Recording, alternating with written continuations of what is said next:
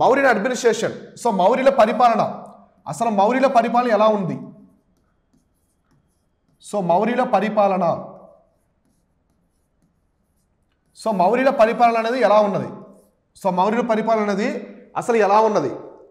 So ప్రధానంగా మనం చూద్దాం ఈ మౌర్యుల కాలంలో పరిపాలన ఎలా ఉన్నదంటే, సో ఇక్కడ మనం చూస్తే the Mauryan empire was divided into 5 province. So ఇందాక మనం చెప్పుకున్నాం కదా, ఆ 5 ప్రొవిన్స్లో ఆ రాజధానితో సహా ఇప్పుడు చూడండి క్లియర్గా. సో ఇందాక మనం సింపుల్గా చెప్పుకున్నాం 5 ప్రొవిన్స్ ఉన్నాయని చెప్పుకున్నాం కదా, ఆ 5 ప్రొవిన్స్లు ఎలా డివైడ్ చేసుకున్నారు ఏంటని ఇప్పుడు మనం మ్యాప్తో పాటు చూద్దాం. ఇది అడ్మినిస్ట్రేషన్లో ఖచ్చితంగా అవి మనకి తెలియాలి. సో ఇక్కడ చూసుకుంటే ఫస్ట్ ఉత్తరపద, ఇందాక మనం చెప్పుకున్నాం కదా ఉత్తరపద, ఫస్ట్ చూద్దాం ఉత్తరపద. సో ఉత్తరపదకి రాజధాని ఏం చెప్పుకున్నాం ఇందాక? తక్షశిల. సో తక్షశిల అనేది రాజధాని. నెక్స్ట్ రెండోది ఏం చెప్పుకున్నాం? అవంతిపద. సెకండ్ వచ్చేసి అవంతిపద అని చెప్పుకున్నాం, అంటే అవంతి. సో అవంతికి రాజధాని ఏంటి? సో అవంతికి రాజధాని వచ్చేసి ఉజ్జయిని. సో ఉజ్జయిని. నెక్స్ట్ ప్రాచీపద అని చెప్పుకున్నాం, ప్రాచ్యపద అని, అవునా కదా? ప్రాచ్య. సో ప్రాచ్య అనే దానికి రాజధాని వచ్చేసి పాటలీపుత్ర, వీళ్ళ యొక్క రాజధాని అనమాట పాటలీపుత్ర, అంటే సెంట్రల్ ఇండియా లాగా. నెక్స్ట్ కళింగ. నెక్స్ట్ ప్రొవిన్స్ వచ్చేసి కళింగ, అంటే కళింగని వీళ్ళు జయించారు కదా. సో కళింగ యొక్క రాజధాని ఏంటి? తోషాలి. నెక్స్ట్ దక్షిణ పద, సౌత్ వైపు ఉండేది అనమాట దక్షిణ పద. సో దక్షిణ పద యొక్క రాజధాని వచ్చేసి సువర్ణగిరి. ఇప్పుడు క్లియర్ కదా మీరు? ఇందాక 5 ప్రొవిన్సులు చెప్పుకున్నాము. 5 ప్రొవిన్సులు మౌర్య సామ్రాజ్యంలో అడ్మినిస్ట్రేషన్ చాలా ఇంపార్టెంట్. మనకి మౌర్యుల యొక్క పరిపాలన అనేది ఇప్పుడు స్టిల్ టుడే మన కేంద్ర ప్రభుత్వం ఉంది కదా, ఎగ్జాక్ట్లీ అలానే ఉంటుంది. అంతకుముందు యూపీఎస్సీలో కూడా అడిగారు, యూపీఎస్సీ ఇంటర్వ్యూలో కూడా చాలా ప్రశ్నలు అడిగారు ఇలా, మౌర్యుల యొక్క పరిపాలన మనం ఇప్పుడుండే ప్రభుత్వానికి చాలా పోలికలు ఉంటాయి చెప్పండి అని చెప్పేసి అడిగారనమాట. సో ఎగ్జాక్ట్లీ మౌర్యుల పరిపాలన ఇప్పట్లాగే ఉంటుంది. మనం డివైడ్ చేసుకున్నాం కదా, నార్థన్ ఇండియా, మన south India, southern India, eastern India, western India, central India, north east India, ఇలా డివైడ్ చేసుకున్నాం, గుర్తుందా? North western India. అలానే మౌర్యులు కూడా వాళ్ళ సామ్రాజ్యాన్ని 5 భాగాలుగా డివైడ్ చేసుకుని పరిపాలించారు. అర్థమైందా? సో ఒకసారి మనం మ్యాప్ చూద్దాం. ఇది ఇండియా. సో ఇది ఇండియా ఇలా ఉంటే ఇది దక్షిణ పద, ఇది ప్రాచ్యపద, ఇది కళింగ పద, ఇదంతా కూడా ఉత్తరపద. సో ఉత్తరపద. ఇంకోటి ఏంటి మనకి? ఇది వచ్చేసి అవంతిపద, ఇది ఉత్తరపద. ఇలా 5 భాగాలుగా, సో 1 2 3 4 5 ఇలా 5 రాజ్యాలుగా డివైడ్ చేసుకున్నారు. అవంతిపద, ఉత్తరపద, ప్రాచ్యపద, కళింగపద, దక్షిణ పద, ఇలా 5 ప్రావిన్స్గా డివైడ్ చేసుకున్నారు. 5 ప్రావిన్స్లకు 5 రాజధానులు పెట్టుకున్నారు. ఇది మనకి 5 ప్రొవిన్సుల క్యాపిటల్స్ అనమాట. ఇప్పుడు మనకి స్టేట్స్ ఉన్నాయి, తెలంగాణ అన్నాము, ఏంటి? హైదరాబాదు, ఆంధ్రప్రదేశ్ అమరావతి, మహారాష్ట్ర ముంబై, కర్ణాటక బెంగళూరు, ఇట్లా మనం పెట్టుకున్నాం కదా రాజధానులు. అలానే వీళ్ళు కూడా ప్రావిన్స్లకి రాజధానులు పెట్టుకున్నారు. అదే ఉత్తరపద, తక్షశిల, అవంతిపద, ఉజ్జయిని, ప్రాచ్యపద, పాటలీపుత్ర, కళింగపద, తోషాలి, దక్షిణ పద, సువర్ణగిరి, ఇలా 5 భాగాలుగా వీళ్ళు రాజ్యాన్ని డివైడ్ చేసుకుని పరిపాలించారు. సో అర్థమైందా? ఇందాక మనం చెప్పాం కదా ఈ పాయింట్ వెరీ వెరీ ఇంపార్టెంట్ అని. సో ఇదేంటంటే సైనిక వ్యవస్థలో. సో ఇక్కడ చూడండి, సైనికుల్లో నావికాదళము హ్యూజ్ ఆర్మీ ఉండేది, పెద్ద ఆర్మీ. అలానే వీళ్ళు నావికాదళము 4 వర్ణాలు గుర్తుపెట్టుకోండి, చతుర్వర్ణాలు కూడా అందరూ ఏ వర్ణానికి చెందిన వాళ్ళైనా సరే వాళ్ళు సైనిక వ్యవస్థలో పనిచేయవచ్చు, సైనికులుగా చేరి రాజ్యానికి సేవ చేయొచ్చు అని చెప్పేసి కూడా చెప్పడం జరిగింది. కాబట్టి ఇక్కడ మీరు చూసుకోండి, మ్యాచ్ ఆఫ్ ది ఫాలోయింగ్ క్వశ్చన్స్లో అడుగుతారు ఇట్లాంటివి, ఎగ్జామినేషన్ పరంగా ఎగ్జామ్ పాయింట్ ఆఫ్ వ్యూలో అడుగుతారు. రాజధానులు ప్రావిన్స్లు ఏమున్నాయో చూడండి, ఓకేనా? నెక్స్ట్ వీళ్ళ అడ్మినిస్ట్రేషన్లో ప్రధానమైన వ్యక్తులు ఎవరంటే కౌన్సిల్ ఆఫ్ మినిస్టర్స్ అనమాట, అంటే మంత్రిమండలి. చక్రవర్తి తర్వాత ఈ మంత్రిమండలి కీలక పాత్ర పోషించేది. సో మనకి ఎలాగైతే ప్రైమ్ మినిస్టర్ మంత్రిమండలి ఉంటుందో అలానే దీన్ని మంత్రి పరిషత్ అని చెప్పేసి పిలిచేవాళ్ళు, మంత్రి పరిషత్. సో మంత్రి పరిషత్ అనమాట, ఎలా పిలుస్తాం, అవునా కదా? సో ఇందులో ఎవరు ఉంటారంటే పురోహితుడు, మహామంత్రి, సేనాపతి, యువరాజా. అంటే మనకి మామూలుగా ఎవరు ఉంటారు? చక్రవర్తి ఉంటాడు, చక్రవర్తి. సో చక్రవర్తి తర్వాత ఎవరు ఉంటారంటే ఈ మంత్రి పరిషత్ ఉంటుంది.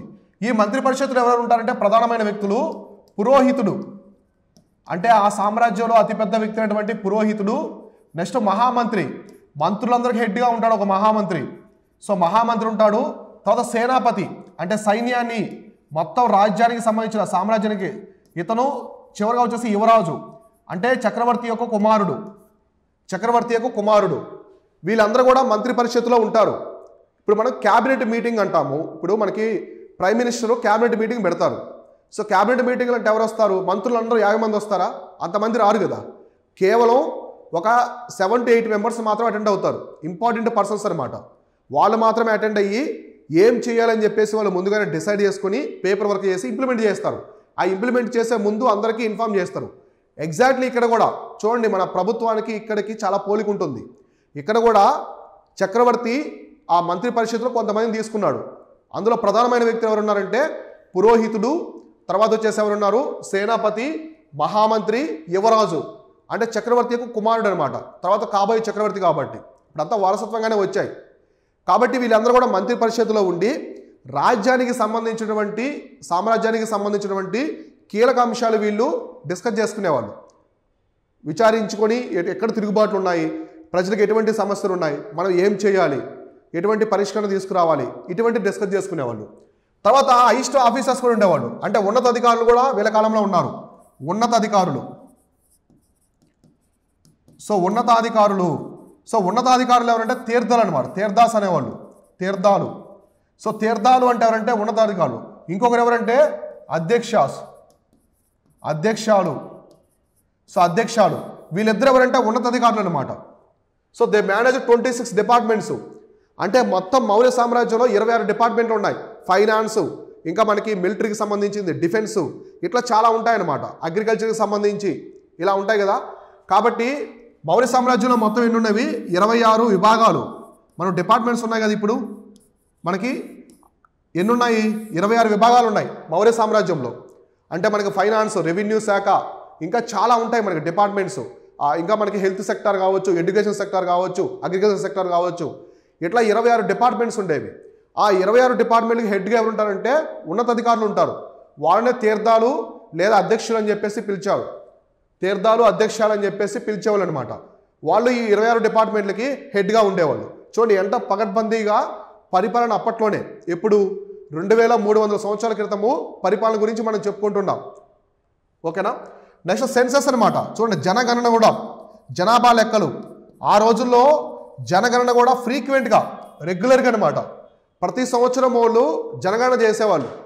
మన రాజ్యంలో మొత్తం సామ్రాజ్యంలో ఎంతమంది ప్రజలు ఉన్నారు, ఎంతమంది పురుషులు ఉన్నారు, ఎంతమంది స్త్రీలు ఉన్నారు, అందులో వృద్ధులు ఎంతమంది ఉన్నారు, పిల్లలు ఎంతమంది ఉన్నారు, A to Z అనమాట. రోగులు, ఏదైనా డిసీజ్ వచ్చినటువంటి రోగులు కావచ్చు. నెక్స్ట్ వర్ణ వ్యవస్థ ప్రకారం బ్రాహ్మణులు ఎంతమంది, క్షత్రియులు ఎంతమంది, వైశ్యులు ఎంతమంది ఉన్నారు, శూద్రులు ఎంతమంది ఉన్నారు, ఇలా ప్రతి ఒక్కటి కూడా చాలా పకడ్బందీగా ఉండేది మౌర్యుల యొక్క పరిపాలనలో. జనగణన మనం ఎలా చేస్తాం? జనగణన 10 ఇయర్స్కి. ప్రేంట్ వచ్చేసి మనం 10 సంవత్సరాలకు ఒకసారి జనగణన చేస్తాం. మన కోవిడ్ వల్ల లేట్ అయిపోయింది, కానీ మనం జనగణన 10 ఇయర్స్కి ఒకసారి చేస్తాం. కానీ అప్పట్లో వీళ్ళు రెగ్యులర్గా చేసేవాళ్ళు. ఇయర్ బై ఇయర్ జనాభా లెక్కలు తీసుకునేవాళ్ళు. అంటే యుద్ధంలో సైనికులు చనిపోతారు, రోగులు చనిపోతారు, లేదా సామ్రాజ్యాన్ని విస్తరించాము, జనాభాకు తగ్గట్టుగా మన దగ్గర భూమి ఉండాలి, అగ్రికల్చర్ పంటలు ఉండాలి, లేనప్పుడు పొరుగు రాజ్యాల మీద దండయాత్ర చేసి జయించి ఆ ప్రాంతాలని మనం కలుపుకుంటాం అనమాట. ఇప్పుడు అశోకుడు కళింగ యుద్ధం ఎందుకు చేశాడు?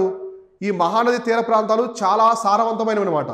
ఆ సారవంతమైన నేలని ఎలాగైనా మౌర్య సామ్రాజ్యంలో కలపాలనే ఉద్దేశంతోనే అశోకుడు కళింగ యుద్ధం చేశాడు. ఓకేనా. సో ఇట్లా. తర్వాత జ్యుడిషియల్ అండ్ పోలీసు డిపార్ట్మెంట్స్. ఈ మౌర్య వ్యవస్థలోనే న్యాయస్థానాలు, పోలీసు వ్యవస్థ కూడా చాలా పకడ్బందీగా ఉండేది. సో దీన్ని ఎవరు చెప్పారంటే కౌటిల్యుడు. సో కౌటిల్యుడు మెన్షన్ చేశాడు సివిల్, క్రిమినల్ కోర్ట్స్ కూడా ఉండేవని. కాబట్టి న్యాయస్థానాలు ఉండేవి ఆ కాలంలో. న్యాయస్థానాలు 2 రకాలుగా ఉండేవి. ఒకటి సివిలు, పౌర సేవలు, క్రిమినల్ అనమాట. సివిలు, క్రిమినల్ కోర్టులు, ఇలా 2 రకాల కోర్టులు. సో 2 రకాల కోర్టులు అంటే న్యాయస్థానాలు కూడా ఉండేవి. సివిల్ కేసెస్కి తక్కువ శిక్ష, సో క్రిమినల్ కేసెస్కి మరణశిక్ష, ఇటువంటి శిక్షలు విధించేవాళ్ళు మౌర్య సామ్రాజ్యంలో. అలానే మనకి పోలీస్ వ్యవస్థ కూడా, న్యాయ వ్యవస్థ కాకుండా పోలీస్ వ్యవస్థ కూడా చాలా పకడ్బందీగా ఉండేది. ఎక్కడ? మౌర్య సామ్రాజ్యంలో పోలీస్ వ్యవస్థ కూడా చాలా పకడ్బందీగా, దృఢంగా ఉండేది. అంటే సైనికులు, లోకల్గా ఉండే రాజ్యం అంతఃపురంలో, గ్రామాల్లో పోలీస్ వ్యవస్థ కూడా బలంగా ఉండేది. అందువల్ల ఎక్కడ తిరుగుబాటు అనేది మొదలవలేదన్నమాట. ఓకేనా. సో కాబట్టి పరిపాలన అనేది ఇలా వీళ్ళు మొదలుపెట్టారు. ఎవరు? ఇక్కడ మౌర్యులు. మనం చూస్తే తర్వాత ఇంపార్టెంట్ అఫీషియల్స్ అనమాట. అంటే అధికారులు, ముఖ్యమైన అధికారులు. అంటే మౌర్య సామ్రాజ్యంలో ముఖ్యమైనటువంటి అధికారులు ఎవరున్నారు? ఇది ఇంపార్టెంట్, ఎగ్జామినేషన్ పరంగా అడుగుతారు ఇవి.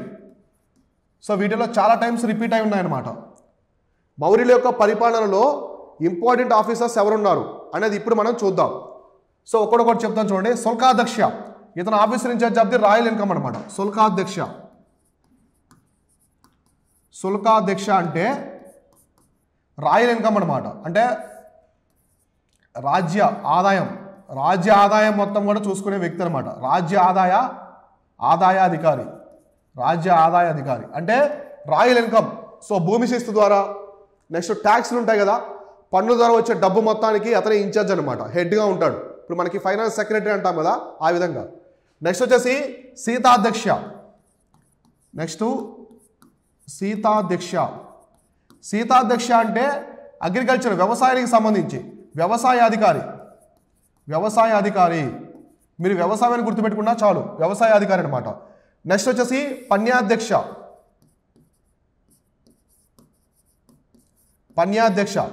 సో పన్యాధ్యక్ష అంటే కామర్స్ అనమాట, వ్యాపారం. అకౌంట్స్ ఇవి ఉంటాయి కదా, అకౌంట్స్ ఇటువంటి విభాగాలకు సంబంధించింది అనమాట. కామర్స్ అంటే మనకి అకౌంట్స్ అంటాం కదా, అకౌంట్స్ వీటికి సంబంధించి అనమాట. నెక్స్ట్ వచ్చేసి ప్రదేశిక. ఇది యూపీఎస్సీలో చాలాసార్లు అడుగున్నారు. ప్రదేశిక స్టేట్ పిఎస్లో కూడా. రెవెన్యూ ఆఫీసరు, రెవెన్యూ అధికారి. సో రెవెన్యూ అధికారి మనకి 2 రకాలు ఉంటారు. ఇతను ఉన్నత అధికారి, హైయెస్ట్ పొజిషను. ఇంకొకటి వచ్చేసి యుక్త అంటాము. ఇతను కూడా రెవెన్యూ ఆఫీసరే. యుక్త అన్నా కూడా రెవెన్యూ ఆఫీసరే, రెవెన్యూ అధికారే. కానీ అతను ఉన్నతాధికారి, ఇతను తర్వాత అనమాట, లోయరు. అతనికంటే కొంచెం లోయర్ స్థాయిలో. కాబట్టి ఇక్కడ మీరు కన్ఫ్యూజ్ అవ్వద్దు. 2 రకాలుగా ఉంటారు రెవెన్యూ ఆఫీసర్స్ అనేవాళ్ళు మౌర్య సామ్రాజ్యంలో. ఒకడు ప్రదేశిక అంటే ఉన్నతాధికారి, హైయెస్ట్ ర్యాంక్ అనమాట. ఈయన హైయెస్ట్ పొజిషన్లో ఉంటాడు రెవెన్యూ డిపార్ట్మెంట్లో. ఇతను లోవర్ పొజిషన్లో ఉంటాడు. అంటే ప్రదేశికకి సబ్ఆర్డినేటే యుక్త అనమాట. ప్రదేశిక కింద యుక్త పనిచేస్తూ ఉంటాడు. చాలామంది ఉంటారు యుక్త అనేవాళ్ళు, వాళ్ళు పనిచేస్తూ ఉంటారు. కాబట్టి హైయెస్ట్ పొజిషన్ అనేది ప్రదేశిక. నెక్స్ట్ స్థనిక. ఇది కూడా ఇంపార్టెంట్, చాలాసార్లు అడుగున్నారు. స్థనిక అంటే ఏంటంటే లోకల్, అంటే స్థానిక స్వపరిపాలన. లోకల్ గవర్నమెంట్స్ అంటాం కదా, పంచాయతీలు, ఇట్లా విలేజ్లు, వీటికి సంబంధించినమాట. గ్రామ పరిపాలన వాటికి చూసుకునే వ్యక్తి స్థనిక. అంటే మనకి ఇప్పుడు ఎవరుంటారు స్థనిక అంటే, మనకి అంటే పంచాయతీకి సంబంధించి ఆఫీసర్స్ ఉంటారు కదా, పంచాయతీ సెక్షన్ ఆఫీసర్స్ ఇలా ఉంటారు కదా, అలా అనమాట. గ్రామాల్లో లోకల్ అడ్మినిస్ట్రేషన్కి సంబంధించినటువంటి అధికారిని స్థనిక అని చెప్పేసి పిలిచేవాళ్ళు మౌర్య సామ్రాజ్యంలో. కాబట్టి ఇలా ఇవన్నీ చూడండి. శుల్కాధ్యక్ష అంటే రాజు ఆదాయాధికారి అనమాట, రాజ్యం. సీతాధ్యక్ష అంటే వ్యవసాయ అధికారి. పన్యాధ్యక్ష అంటే వ్యాపారం. ప్రదేశిక అంటే రెవెన్యూ, ఉన్నతాధికారి. యుక్త అంటే అతని కింద పనిచేసే రెవెన్యూ అధికారి. స్థనిక అంటే స్థానిక స్వపరిపాలన వ్యవస్థకు సంబంధించినటువంటి అధికారి అనమాట. నెక్స్ట్ వచ్చేసి శ్యామాధ్యక్ష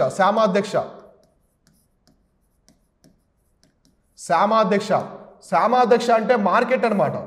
అంటే మనకి మార్కెట్ వ్యవహారాలకు సంబంధించిన అధికారి. అంటే మార్కెట్లు, సంతలు అంటాం కదా ఆ రోజుల్లో, వాటికి సంబంధించి మొత్తం కూడా మేనేజ్ చేసే అధికారి ఎవరంటే శ్యామాధ్యక్ష అనమాట. నెక్స్ట్ పౌతవాధ్యక్ష. సో అందరూ అధ్యక్ష అంటారు, ఎందుకంటే మనం ఇందాక చెప్పుకున్నాం, అధ్యక్షుడు లేదా తీర్థాలే అంటారు. అధికారుని, ఉన్నతాధికారిని మౌర్యుల పరిపాలనలో అధ్యక్ష లేదా ఇంకేమంటారు, తీర్థాలు అంటారు. So superintendent weight and measures అనమాట. తూనికల అధికారి. మనకి ఇప్పుడు చూడండి, బయట ఎవరైనా వెయిట్ అండ్ మెజర్స్ తప్పుగా చేస్తూ ఉంటే కొంతమంది విజిలెన్స్ వాళ్ళు దాడులు చేసి అతన్ని సీల్ చేస్తారు షాప్స్. ఐడియా ఉందా మీకు? తూనికల వ్యవస్థ అనమాట, అటువంటి అధికారులు వీళ్ళు. నెక్స్ట్ వచ్చేసి నావాధ్యక్ష. మీకు పేర్లో అర్థమైపోయింది. నావా అంటే నేవీ, షిప్స్ అనమాట, నౌకాధికారి. సో నౌకాధికారి, షిప్స్ మొత్తానికి హెడ్ అనమాట ఇతను. శుల్కాధ్యక్ష ఆల్రెడీ మనం చూసాముగా, కలెక్టర్ టోల్స్, ఆల్రెడీ ట్యాక్స్ చూసాం, ఇది శుల్కాధ్యక్ష. నెక్స్ట్ గ్రామిక అంటే విలేజ్, అంటే గ్రామ పెద్ద. మనం ఇప్పుడు సర్పంచ్ అంటాం, ప్రెసిడెంట్ అంటాం కదా, ఇదనమాట గ్రామ పెద్ద. నెక్స్ట్ సన్నిధాత. ఇది చాలా ఇంపార్టెంట్, చాలాసార్లు అడుగున్నారు ఎగ్జామినేషన్లో. సన్నిధాత అంటే ట్రెజరీ హెడ్ అనమాట, కోశాధికారి. అంటే శుల్కాధ్యక్ష. ఇక్కడ చూడండి, 2 కన్ఫ్యూజ్ అవుతారు మీరు. శుల్కాధ్యక్ష అంటే పన్నులు వసూలు చేసే అతను.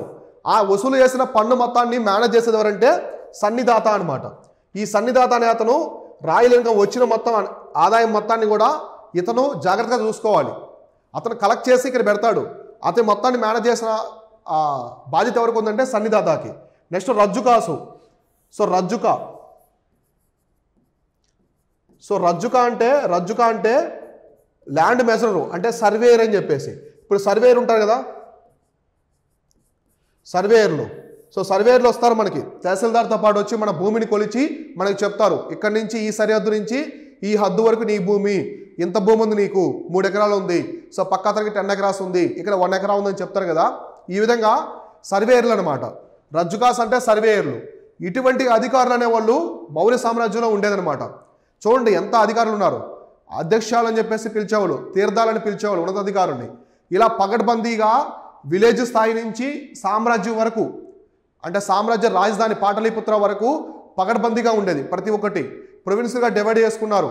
దాన్ని మళ్ళీ చిన్న చిన్న పార్ట్స్గా డివైడ్ చేసుకుని రాజ్యాలు, గ్రామాలుగా, గ్రామ స్థాయి నుంచి చక్రవర్తి స్థాయి వరకు ప్రతి ఒక్కటి ప్రాపర్గా రిపోర్ట్ చేసేవాళ్ళు. గ్రామ స్థాయిలో ఏదైనా తిరుగుబాటు మొదలైనా కూడా అది చక్రవర్తి వరకు వెళ్ళేదన్నమాట. అర్థమైందా? బాటమ్ టు టాప్ అప్రోచ్ ఉండేది. అందువల్ల మౌర్య సామ్రాజ్యం చాలా డెవలప్ అయింది. సో మన ఇండియాలో బాటమ్ టు టాప్ అప్రోచ్ ఉంటుంది. పంచాయత్ రాజు, నెక్స్ట్ మనకి మండల పరిషత్తు, జిల్లా పరిషత్తు, state government, central government, president ఇలా ఉంటుంది కదా. ఇలా బాటమ్ టు టాప్ అప్రోచ్ ఉంటే డెవలప్మెంట్ బాగుంటుంది. ఆ యొక్క వెల్ఫేర్ కూడా, ప్రజా సంక్షేమం కూడా చాలా ముందుకెళ్తుంది అనమాట. సో అర్థమైంది.